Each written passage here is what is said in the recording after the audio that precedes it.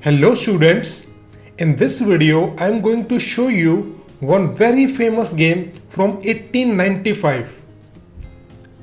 This game clearly shows how you should attack the opponent's king when opponent's king is in the center. Let's look at the game. It starts with e4, e5, knight f3, knight c6, bishop c4. This is Italian opening. Black plays bishop c5, c3, knight f6. Knight is attacking this pawn, but here you directly play pawn d4. E cross d4, c cross d4, bishop b4 check. Knight c3 and black played d5. Black is attacking white's center. E cross d5, knight cross d5 and you go castle. So white has castle on the move 9 and right now black's king is in the center. If he wants, he can go short castle right now. But black first plays bishop e6 and you play bishop g5, developing another piece, and all of white's pieces are now developed. Black plays bishop e7 and you play bishop cross d5. Black plays bishop cross d5, knight cross d5, queen cross d5, bishop cross e7, knight cross e7. And why did white exchange all these pieces? And the answer is this. Now in this position, white is going to play rook e1. And by pinning this knight, now black king cannot castle. So black's king is still stuck in the center. And therefore, black plays f6. His idea is to first stop knight e5 and second he thinks that he will play king f7, then rook e8 and then he will play king g8.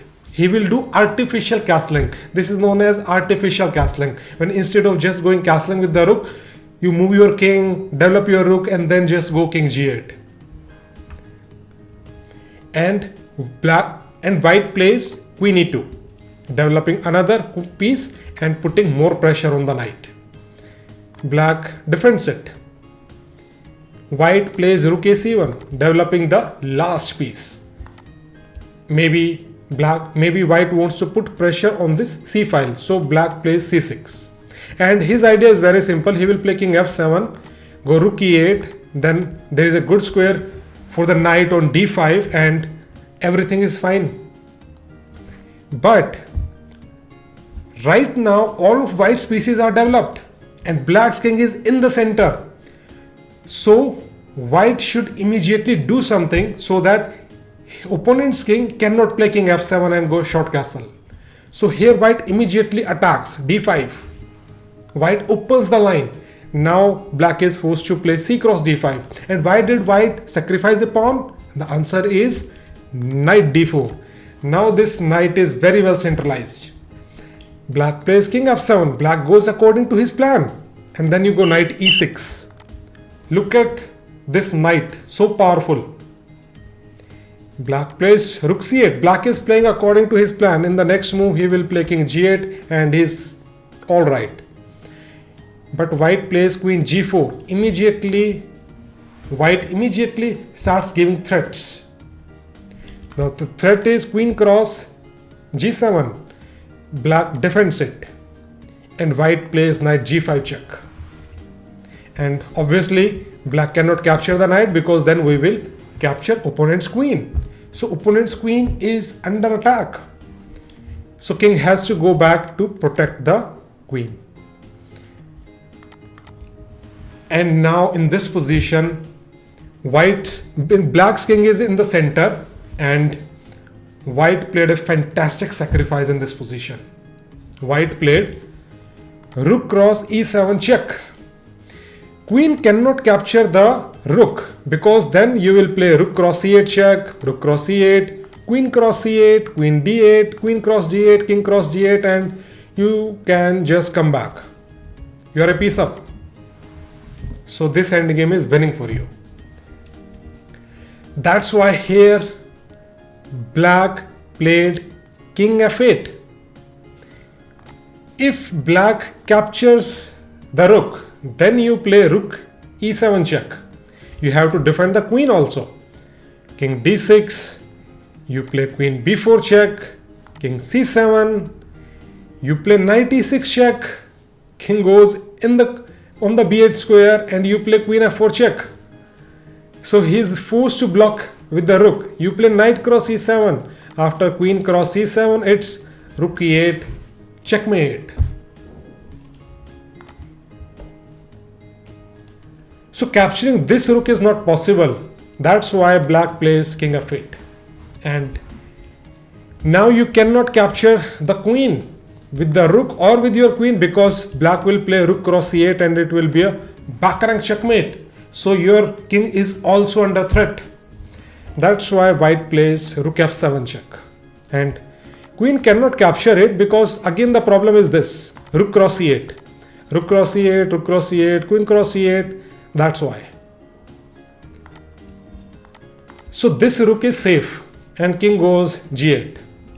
And now white played another shocking move. Rook g7 check. Rook g7 check. Queen cannot capture the rook because of rook cross e8. Rook cross e8 and queen cross e8.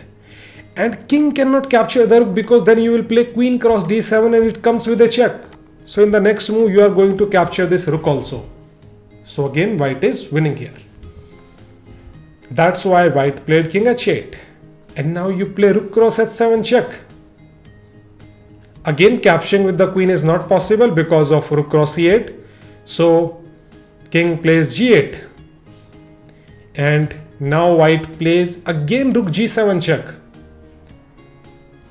Capturing with the king is not possible because of queen cross d7, and capturing with the queen is not possible because of rook cross e8. So he again has to play king h8. And now you play queen h4 check. He is forced to capture the rook. You play queen h7 check, king f8, queen check, king e7, queen check. All these moves are forced. King e8, queen g8 check, king e7, queen f7 check. Now king finally comes to d8. And again you give a check, queen e8 check, knight f7 check. All these moves are forced.